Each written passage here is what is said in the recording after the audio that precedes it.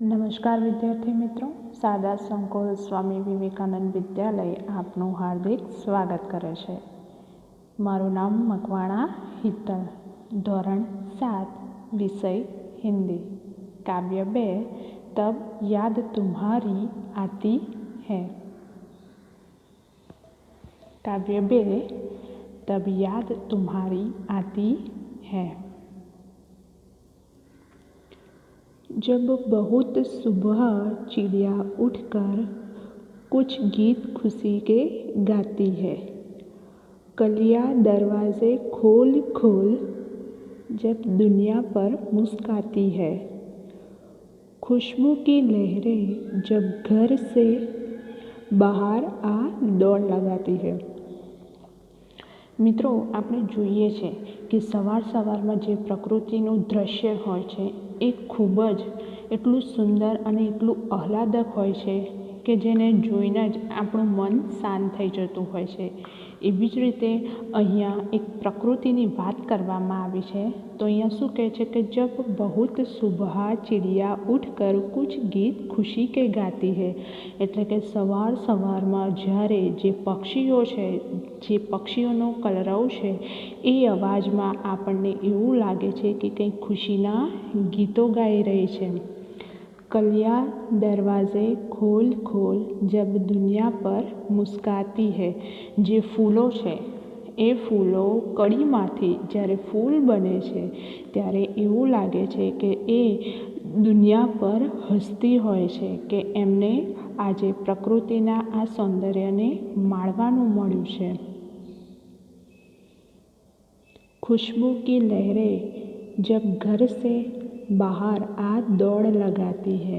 એટલે કે જે ખુશ્બુ છે, ખુશ્બુ એટલે કે જે દરેકના ઘરમાં જે ખુશીઓ હોય છે એ જાણે ઘરથી બહાર નીકળીને ચારે બાજુ ફેલાઈ રહી હોય એવું લાગે છે.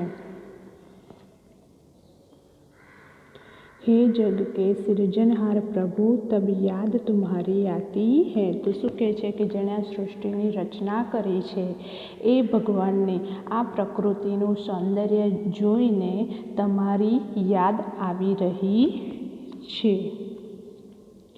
जब छम छम बूंदें गिरती है, बिजली चमचम कर जाती है, मैदानों में वन बागों में जब हरियाली लहराती है. તો કે છે જ્યારે જબ છમ બૂંદે ગિરતી હૈ એટલે કે જ્યારે વરસાદ એ આ પૃથ્વી પર એની બૂંદો પડતી હોય છે. બિજલી ચમચમ કર જાતી હૈ એટલે કે જે વીજળી કડાકા થાય છે એ કડાકા કરીને જતી રહે છે. मैदानों में वन बागों में जब हरियाली लहराती है. તો કે મેદાનોમાં, જે મેદાનોમાં છે ત્યાં બાગોમાં, બગીચાઓમાં જે લીલોતરી જોવા મળે છે, જે હરિયાળી જોવા મળે છે, ત્યારે કે ભગવાન મને તમારી યાદ આવે છે. जब ठंडी ठंडी हवा कहीं से मस्ती ढोकर लाती है, हे जग के સૃજનહાર પ્રભુ તબ યાદ તુમ્હારી આતી હૈ. તો કે જે સવારમાં જે ઠંડો પવન લહેરાય છે અને એ પવનની સાથે સાથે કંઈક અલગ જ મસ્તી લાવે છે, ત્યારે ભગવાન મને કે તમારી યાદ આવે છે. મિત્રો, અહીં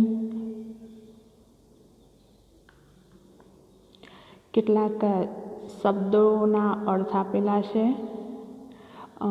चिड़िया तो पंछी, पक्षी, लहर तो तरंग, झोंका, सृजनहार तो सृष्टि की रचना करने वाला प्रभु, हरियाली हरा भरा, ढोना बोझ उठाना. તો અહીંયા કેટલાક શબ્દોના અર્થ આપ્યા છે તે તમારે લખવાના છે. હવે અહીંયા આપણે જોઈશું અભ્યાસ. અભ્યાસમાં પ્રશ્ન 1 છે કે પ્રશ્નો કે મૌખિક ઉત્તર દીજીએ. તો અહીંયા પ્રશ્નો આપેલા છે, એના તમારે મૌખિક પ્રશ્નોના જવાબ આપવાના છે. પછી છે પ્રશ્ન 2, चित्र को देखकर और वचन परिवर्तन कीजिए. તો અહીંયા એક સાઈડની બાજુ ચિત્ર આપેલા છે, પક્ષીનું છે, કડી છે, પછી પાણીની બૂંદ છે, દરવાજો છે, ખિડકી છે, એવી રીતના અલગ અલગ ચિત્ર આપેલા છે.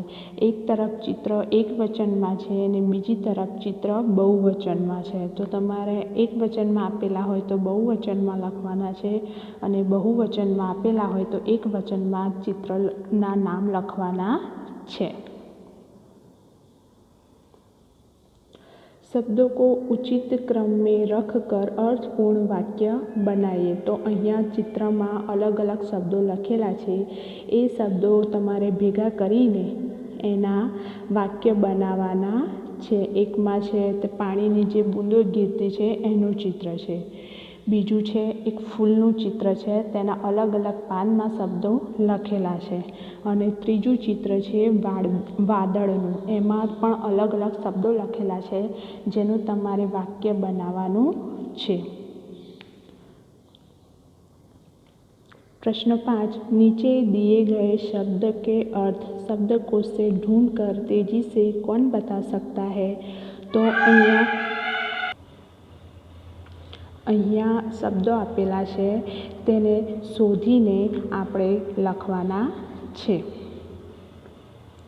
સ્વાધ્યાય.